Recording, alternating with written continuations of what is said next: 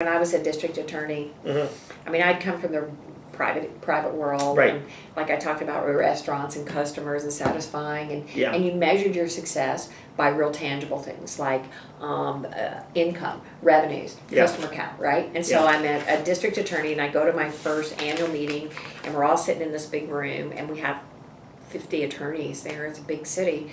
And we're measuring now the district attorney's office is established for justice, right? That's our whole thing. Like, we are the just agency, right? And we're measuring our success compared to the other major metropolitan areas in Tennessee by jail days. So jail days per capita compared to Knoxville, Memphis, and Chattanooga. So we wanted to have more people in jail. Right, and that shows that you were doing a good job. Yeah. Yeah. So the measurement, how they measure what they're doing, we didn't measure by reduction of crime or Right. Jail days. Right. So that tells you something right Yeah. there. And There are and actually I saw this in Arizona. They give social workers trophies for the most adoptions. Yeah. Yeah. Trophies. I know. I'm trying to see if Tennessee DCS buys trophies. I haven't found it on their budget yet, but but they do give them. They Or do the have title, other like things a going on. removal queen or something like that. Yeah. I mean, it's just. Yeah. But success. And let me tell you something else too. This is very troublesome for me. The courtroom. Like I really, you're in the courtroom, you got your client, the judge comes in, the judge is up there, the other attorney, the other client's there, and the judge goes, I'd like to see the attorneys in the back, right? I'm like, oh shit, And many times, I mean, what am I supposed to do? I have to obey the judge, right? And so I'll do it.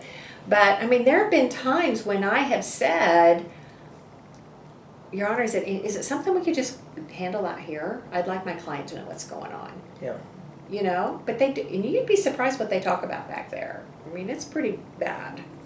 I mean, I even stuck up for the other person's client one time. The judge called us into the back.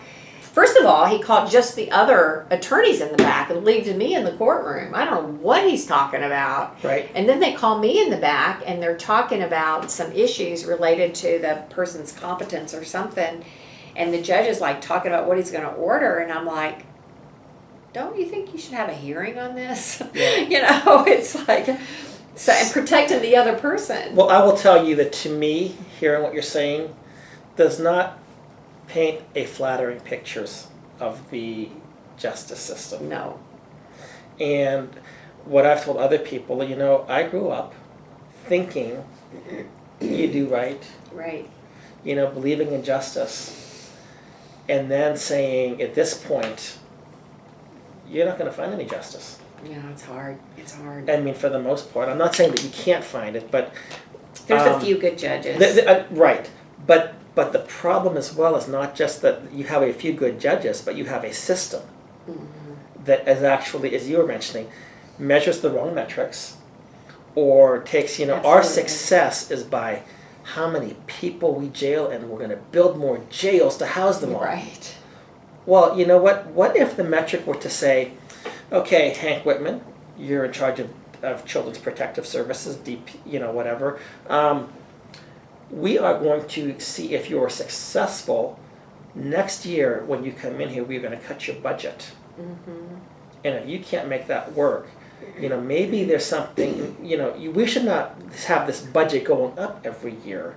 And there was one senator that actually questioned him and said, we gave you, they were removing kids because of a parent or potential neglect or abuse. What was that?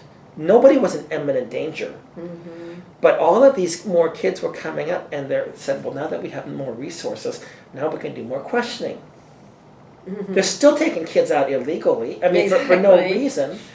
But what they ought to be saying is that, if we are succeeding, we're not succeeding at the place over here, we're succeeding over here and stopping the rest of this crap.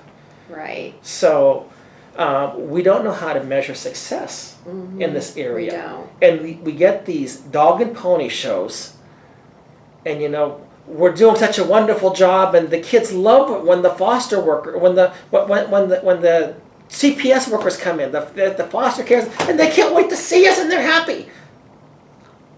They said this. You've traumatized the kids. You've taken them away from their family. You've destroyed them. Right.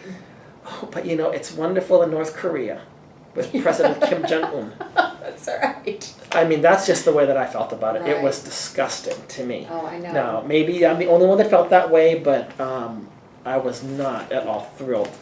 And I thought, this is the man who's leading it. Exactly. And I it's a know. dog And and they're pony going to show. tell the story that makes them more money. Yeah, You know, they're going to tell they're going to plead their case to be able to get more money, more Yeah. power. yeah, You know, they get all, you know, they get benefits and everything from these private contractors. So yeah, until we start barking, you know, like crazy, grabbing Yeah. the rope and pulling the tug of war, we're, Yeah. you know, and they've got a lot of money on that side of the rope on the tug of war, and Yeah. so it's going to take a lot of people on this side. yeah. But I mean, And it's our money. it is our money. It's And our money. And this is what I think bothers me the most, is that we don't tell taxpayers, I shouldn't say the most, but it bothers me, that we don't tell taxpayers, Mr. and Mrs. Taxpayer, you're paying for this. And for every child here, you're paying for this. You know, you say that you want to cut your taxes, and you talk about some of these show things over here. But the reality is the destruction of the family in your state. There was a guy, Benjamin Scafidi, back in 2008, talked about the cost to the state of Texas of unwed childbearing and divorce. And it was almost $3 billion a year Oh, I'm sure. at that time. And I mean, we've had inflation, more people and everything. He said nationwide, conservatively speaking, it was $112 billion a year, probably could be up to $165 billion. And he said, this was a conservative figure that he was talking about, and this is the taxpayer cost.